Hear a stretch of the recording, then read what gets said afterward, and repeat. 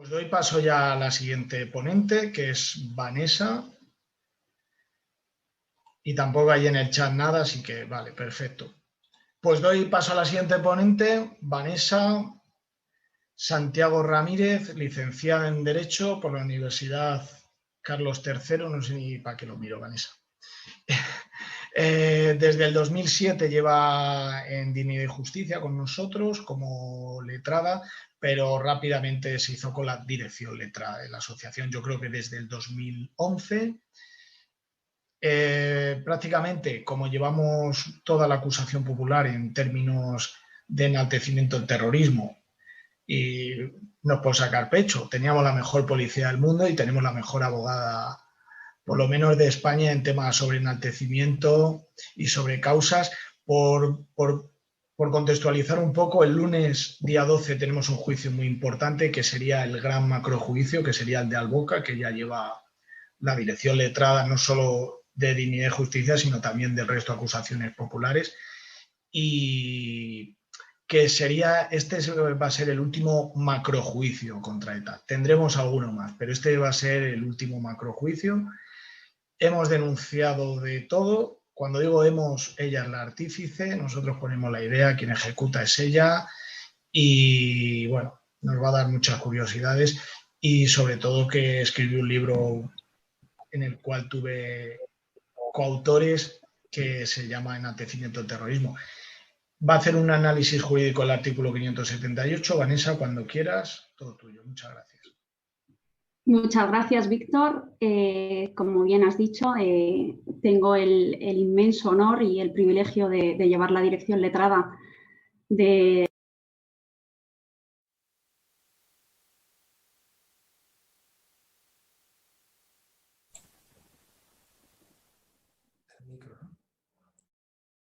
decirte que la dirección letrada la llevo desde que entré, hace ya más de 14 años. Anécdota aparte, me ha tocado llevar o exponer un análisis jurídico del delito de enaltecimiento, vamos, del artículo 578 del Código Penal, pero por lo que se refiere a la modalidad o a la figura contenida en el primer apartado relativa al enaltecimiento del terrorismo. Voy a hacer una breve exposición sobre lo que son, a grandes rasgos, las características jurídicas del delito de enaltecimiento y la evolución legal y jurisprudencial que el mismo ha sufrido desde su incorporación al ordenamiento jurídico español en el año 2000 hasta nuestros días. Bien, el delito de enaltecimiento del terrorismo se recoge por primera vez como un delito autónomo en el artículo 578 del Código Penal mediante la Ley Orgánica 1/2000, de 22 de diciembre, que vino a modificar el Código Penal y la Ley reguladora de responsabilidad penal de los menores en relación a los delitos de terrorismo, si bien el precedente normativo del mismo viene a ser el delito de apología del terrorismo, el cual se tipificó por primera vez en nuestro sistema penal en la Ley de 10 de julio de 1894, publicada con el objeto de castigar los primeros delitos de terrorismo que ya acuciaban a nuestra sociedad, a España, los delitos de tenencia de explosivos y propaganda anarquista, sancionándose así la apología de los delitos o de los delincuentes que eran penados conforme a esa ley. El artículo 578 del Código Penal, dada su ubicación sistemática dentro de la sección segunda del capítulo 7, título 22 del libro segundo, el conocimiento para la investigación de dichos delitos le corresponde a los juzgados centrales de instrucción de la Audiencia Nacional, conforme a la disposición transitoria de la Ley Orgánica 4/1988 de 25 de mayo, y su enjuiciamiento a la Sala de lo Penal de la Audiencia Nacional. En dicho delito se sancionan dos conductas diferenciables, aunque tienen un denominador común, su referencia al terrorismo. Y por un lado se castiga el enaltecimiento del terrorismo o la justificación del terrorismo sus autores, y por otro lado la emisión de manifestaciones con la realización de actos de desprecio, descrédito o humillación de las víctimas del terrorismo o de sus familiares, contando esta última figura con perfiles propios, definidos y distintos respecto del anterior. Bien,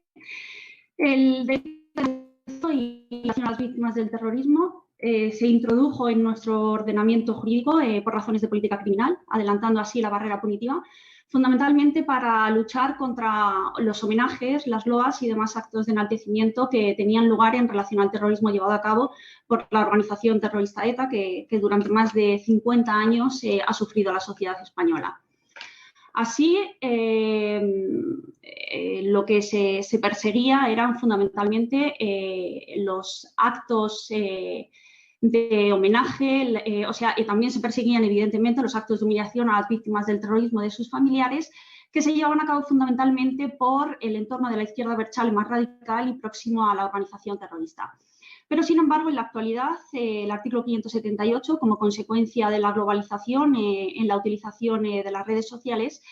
se ha extendido a la persecución de otras formas de apoyo y justificación del terrorismo, como es el terrorismo fundamentalmente yihadista, modificándose igualmente las formas de comisión, pues si bien hasta el año 2013 aproximadamente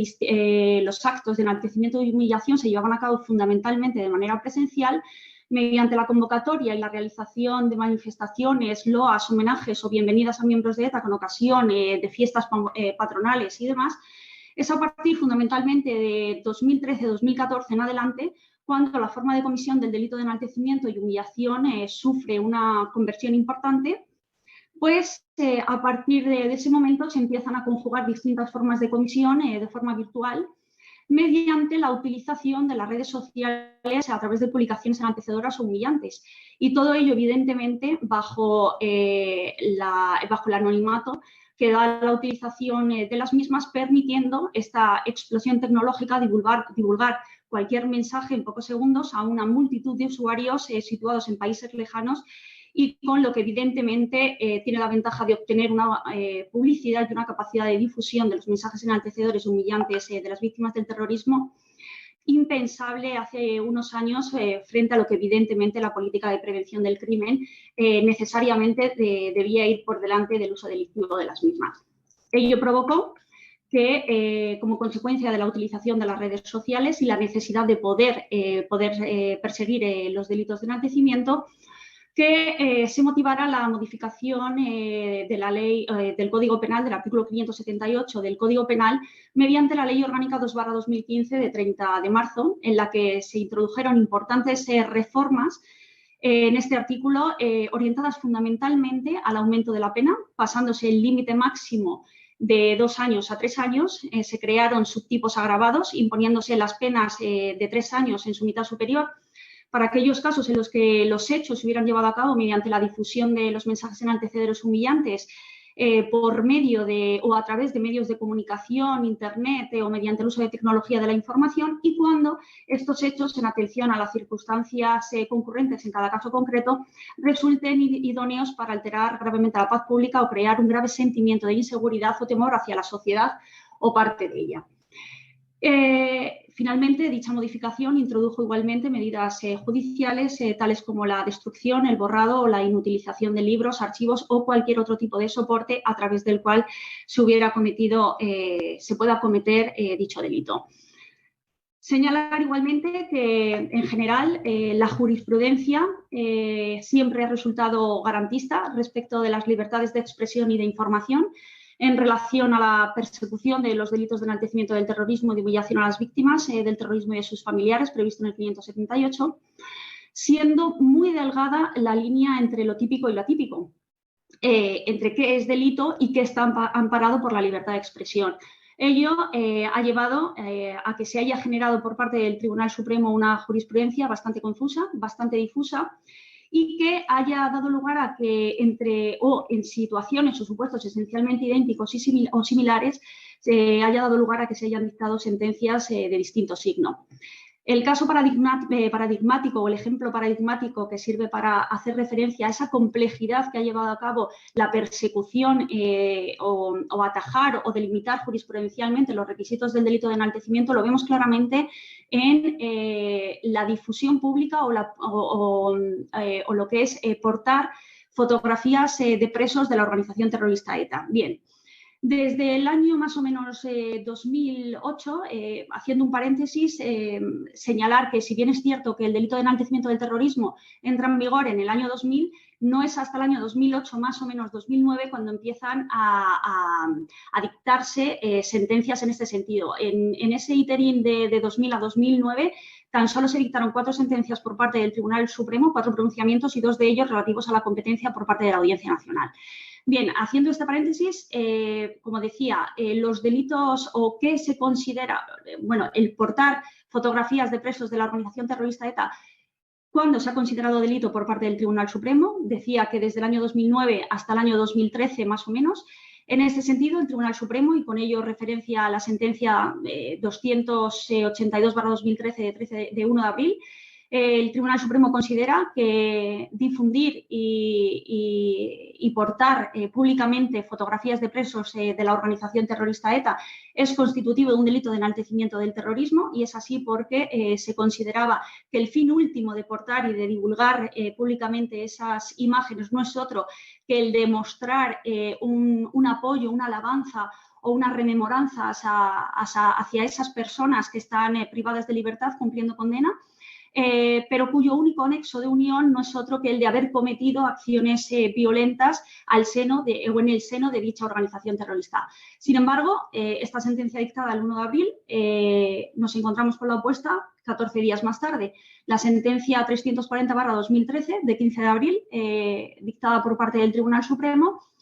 produce o lleva a cabo un viraje en cuanto a la línea jurisprudencial que hasta ahora había seguido, y a partir de ese momento considera que la exhibición de fotografías de presos de la organización terrorista ETA acompañada de actos reivindicativos sobre su situación penitenciaria pues no quedaban enmarcadas en el delito de enaltecimiento del terrorismo, sino dentro de una lícita expresión de unos meros deseos y pretensiones de pedir la libertad respecto de dichos sujetos. Señalar igualmente que la evolución jurisprudencial en cuanto a la exigencia de los elementos del tipo ha sido inversamente proporcional en cuanto a la conducta del enaltecimiento o la justificación del terrorismo y sus autores respecto de la modalidad de la humillación de las víctimas del terrorismo y sus familiares, pues el número de supuestos y de sentencias condenatorias que por el delito de enaltecimiento del terrorismo se han dictado, según han ido evolucionando jurisprudencialmente la exigencia de dichos requisitos, se ha ido reduciendo el número de pronunciamientos por parte del Tribunal Supremo en signo condenatorio respecto del enaltecimiento del terrorismo, en pro de empezar a partir del año 2015 a dictarse mayor número de sentencias y de pronunciamientos condenatorios por parte de la Audiencia Nacional y confirmadas por parte del Tribunal Supremo por lo que se refiere al delito de humillación a las víctimas del terrorismo, o sea, a la modalidad de humillación a las víctimas. Ello trae causa fundamentalmente a que la exigencia de la concurrencia de los requisitos, sobre todo de lo que se refiere al elemento subjetivo del delito, por lo que se refiere al delito de enaltecimiento del terrorismo,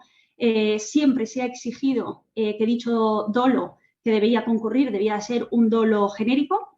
Bastaba con que el sujeto activo conociera que con la acción o la expresión que estaba llevando a cabo se estaba enalteciendo, justificando el terrorismo, y a pesar de ello llevaba a cabo la conducta delictiva. Mientras que en el caso de la humillación a las víctimas del terrorismo, hasta el año 2015, el Tribunal Supremo exigía que el dolo que debía concurrir era un dolo específico o reduplicado. Es decir, no solo bastaba con que tuviera conocimiento, el sujeto activo tuviera o conociera que la acción que estaba llevando a cabo era humillante o vejatoria para la víctima o el colectivo de víctimas del terrorismo, sino que era necesario que se acreditara que esa intención era directa, o sea, la acción o la expresión proferida por parte del sujeto activo necesariamente tenía que ir dirigida a humillar o a menospreciar a la víctima del terrorismo. Sin embargo, se produce un viraje en cuanto a la exigencia de la concurrencia de dicho elemento subjetivo por parte del Tribunal Supremo, fundamentalmente a partir de la sentencia 846/2015 de 30 de diciembre, a partir de la cual el Tribunal Supremo ya no exige dicho dolo específico reduplicado, sino basta con que concurra un dolo genérico. Es decir, basta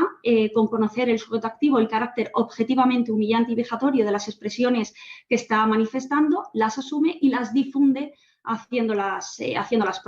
propias. Por ello, esto ha provocado que a partir del año 2015 pues, es cuando se empieza a definir el tipo de la humillación a las víctimas del delito de forma jurisprudencial, y hasta ese momento se había abordado el contenido de dicho precepto en la mayoría de las ocasiones a través de la figura del enaltecimiento del terrorismo, siendo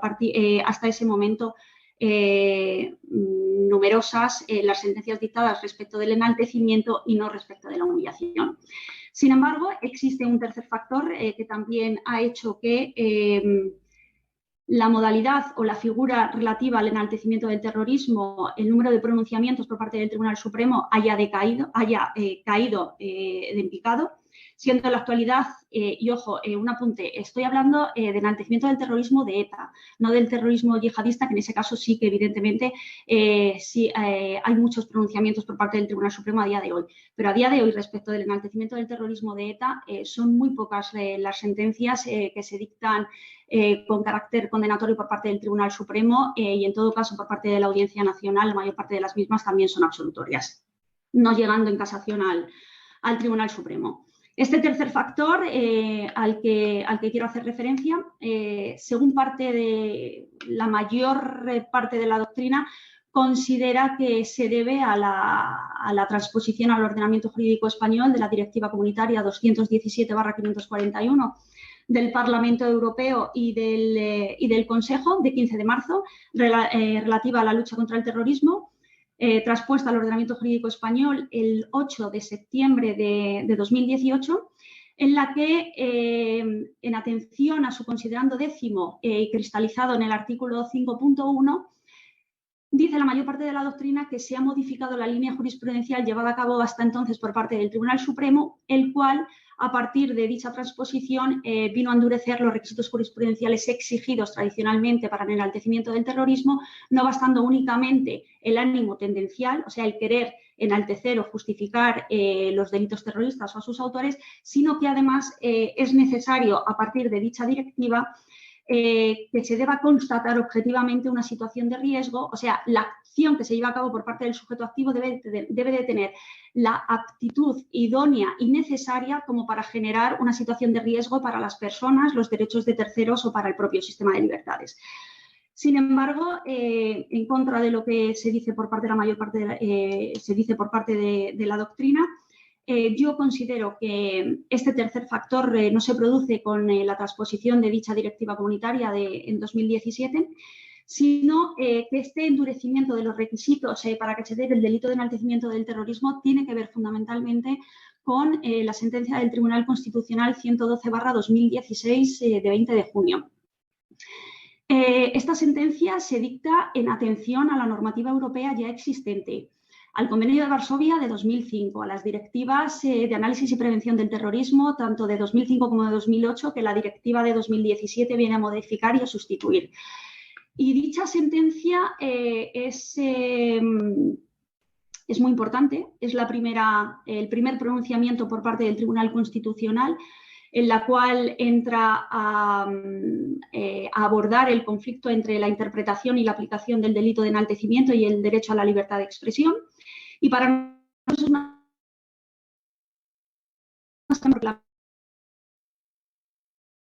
es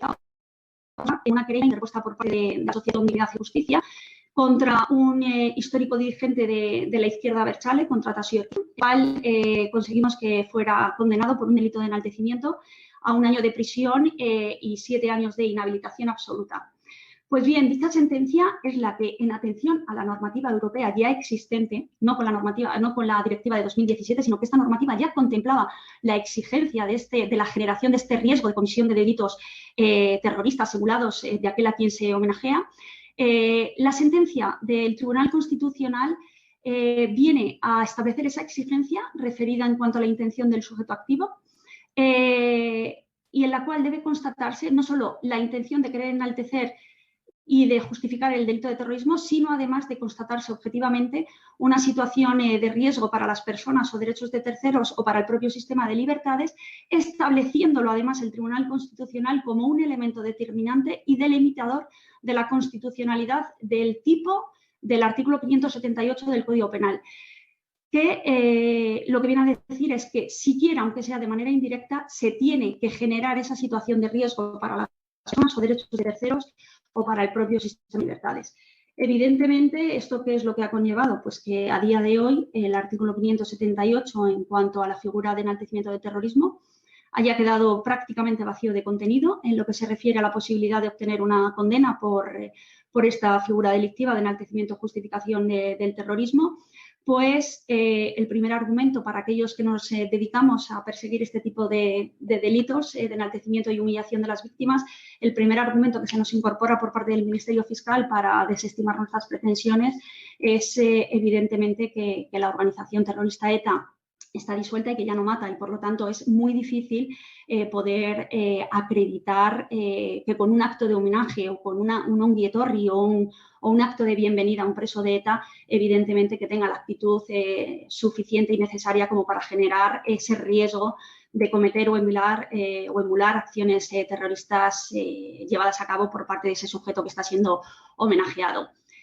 Ello, pues, ¿a qué es a lo que nos ha llevado a los abogados y a las asociaciones que protegen los derechos de las víctimas del terrorismo? Evidentemente, pues que hayamos tenido que cambiar nuestra estrategia, que desde entonces la mayor parte de las solicitudes de prohibiciones, las denuncias que se hacen contra actos llevados a cabo por parte de lo que es el entorno afín a la organización terrorista ETA, y que hoy en día pues, todavía se sigue realizando este tipo de actos enaltecedores y justificadores del terrorismo y humillantes para las víctimas, pues evidentemente lo hagamos por la vía de la segunda figura delictiva, por la vía de la humillación a las víctimas del terrorismo, y también, sobre todo, pues que hayamos empezado un poco a desterrar el acudir a la vía penal y volver, como hicimos en nuestros orígenes, a la vía contenciosa administrativa, y en atención a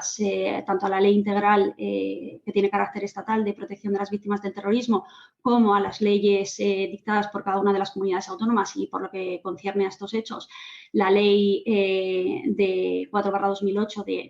de medidas para la protección también de los derechos de las víctimas del terrorismo del Parlamento Vasco, pues que acudamos a la vía contenciosa administrativa para conseguir las prohibiciones de estos actos de homenaje y ongi etorris o actos de bienvenida que se realizan a los miembros de la organización terrorista ETA, y que, por desgracia, a día de hoy parece que están bastante normalizados. Y bueno, hasta aquí he intentado ser lo más breve posible, un poquito lo que es el análisis jurídico, la evolución legal y jurisprudencial del delito de enaltecimiento o en cuanto a la modalidad del enaltecimiento del terrorismo. Y bueno, cualquier pregunta o duda que queráis que sea aclarada, yo también voy a tener que irme antes de que acabe el seminario. Si me queréis preguntar algo, aquí estoy. A ver, que tenemos... La están poniendo por escrito, no sé si puedes verla, pero si quieres te la leo yo. Cuando un partido político invita a un exterrorista a un mitin, para ponerlo como ejemplo, ¿no se podría aplicar esta modalidad de enaltecimiento? Gracias. Es lo que estaba comentando. Gracias por tu pregunta, y es lo que estaba comentando, que a partir de la sentencia del Tribunal Constitucional, donde no solo basta ese ánimo de querer enaltecer o justificar un delito de terrorismo, a partir de esa sentencia se introduce un nuevo elemento, se exige un nuevo elemento por lo que se refiere a la parte subjetiva del delito de enaltecimiento, y es que además no solo se quiera enaltecer o justificar, sino que además es necesario que la acción que tú estás llevando a cabo tenga la actitud suficiente como para generar un riesgo de cometer las acciones delictivas de aquella persona a la cual se está invitando, se está homenajeando o se la está alabando. Es decir, para que fuera delictiva es necesario que ese partido político que está invitando a ese miembro de la organización terrorista ETA, que sirve como modelo o como ejemplo, es necesario que como consecuencia de dicha invitación se hubiera generado un riesgo de cometer un delito terrorista. Evidentemente, hoy en día ETA se ha disuelto, ETA no mata, pero es muy difícil, y por ello es muy difícil acreditar que se haya generado ese riesgo. Nosotros, los abogados, yo como abogada de Dignidad y Justicia, evidentemente, cuando tengo que recurrir estas denegaciones que se hacen por parte de los juzgados centrales de instrucción, evidentemente lo que decimos es, oiga, por favor, todavía no desestime mi pretensión. Oficie usted a las Fuerzas y Cuerpos de Seguridad del Estado, a la Unidad Central Especial de la Guardia Civil o a la Comisaría General de Información para que investiguen o por lo menos para que nos digan si como consecuencia de la realización de ese acto en los días posteriores tuvo lugar algún tipo de terrorismo de baja intensidad o se produjo algún tipo de violencia callejera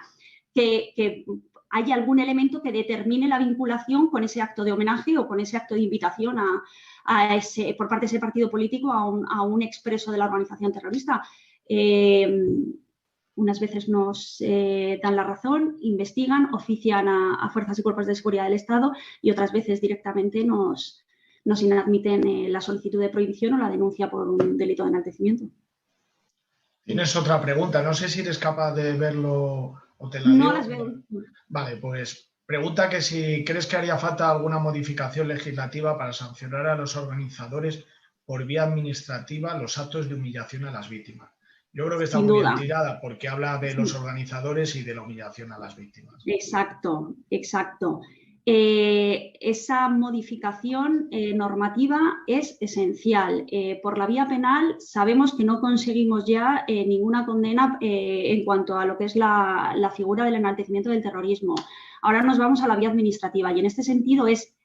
esencial que se modifique la ley de protección integral de víctimas del terrorismo y en la cual se incluya un régimen sancionador. Solo de esa manera es como vamos a conseguir que no se lleve a cabo la organización y la celebración de este tipo de actos de enaltecimiento y de homenajes.